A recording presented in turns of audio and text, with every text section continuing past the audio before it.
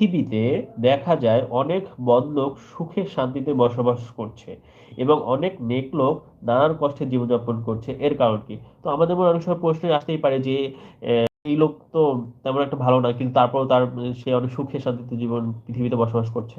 কিন্তু এই এই ভাই বা এই আপু এই মানুষটা হচ্ছে আল্লাহ তাআলার ভক্ত, আল্লাহর ইবাদত করে, তারপর তিনি তার জীবনে অনেক কষ্ট।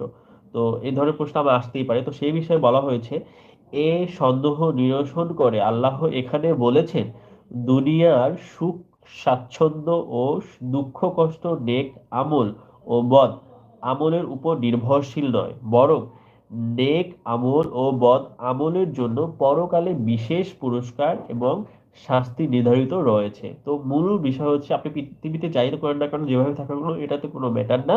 মূল বিষয়টা হচ্ছে, আপনি যখন কেয়ামতের দিন উঠবেন এবং কেয়ামতের দিন মহান রাব্বুল আলামিন এই পুরস্কারটা দিবেন, যে যে হচ্ছে যার প্রতি তিনি অসন্তুষ্ট তাকে দিবেন জাহান্নাম, আর যার প্রতি তিনি সন্তুষ্ট হবেন তারপর তাকে দেওয়া হবে হচ্ছে জান্নাত। তো মূলত পৃথিবীতে আপনি কষ্টে জীবনযাপন করছেন, আল্লাহ তাআলাকে মানছেন, তাই বলে নিরাশ হবেন না, হতাশ হবেন না, কারণ আপনার জন্য পুরস্কার নির্ধারিত এবং অবধারিত, সেটা হচ্ছে কিয়ামতের দিন। তো বরং নেক আমল ও বদ আমলের জন্য পরকালে বিশেষ পুরস্কার এবং শাস্তি নির্ধারিত রয়েছে। এই ক্ষণস্থায়ী দুনিয়ার দুঃখ কষ্ট সুখ স্বাচ্ছন্দ্য ক্ষণস্থায়ী। তো মূল বিষয় হচ্ছে, পৃথিবীটা হচ্ছে ক্ষণস্থায়ী, আর এই ক্ষণস্থায়ী জীবনে সুখ শান্তি যেটাই বলেন না কেন, দুঃখ কষ্ট সবগুলোই হচ্ছে ক্ষণস্থায়ী। তো সেক্ষেত্রে এখানে আমাদের বুঝতে হবে, ক্ষণস্থায়ী জীবনে যাই হোক না কেন, এটা নিয়ে নো চিন্তা, নো ডিপ্রেশন। হ্যাঁ, আমরা শুধু আমাদের মূল লক্ষ্য হতে হবে জান্নাত। এটাকে সামনে রেখে আমরা মহান রাব্বুল আলামিনের দরবারে ইবাদত করে যাব এবং তার প্রতি সন্তুষ্টতা, মানে উনি যে সন্তুষ্ট হন সেই হিসাবে কাজ করে চলবো। That's it.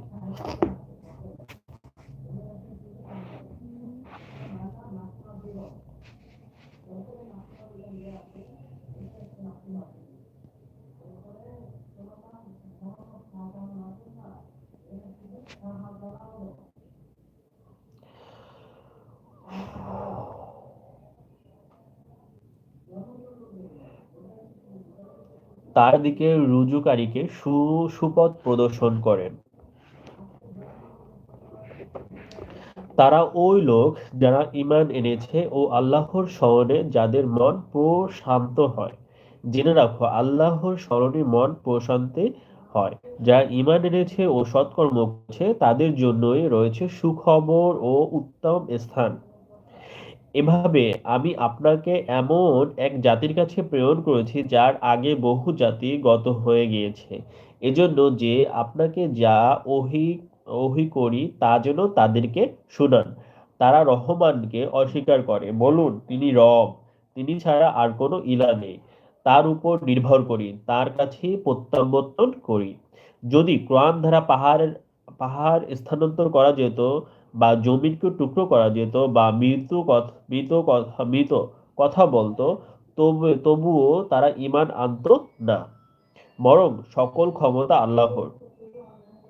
তবে কি যারা ঈমান এনেছে তাদের প্রত্যয় হয়নি যে আল্লাহ ইচ্ছা করলে সবাইকে হেদায়েতের পথ দেখাতে পারেন?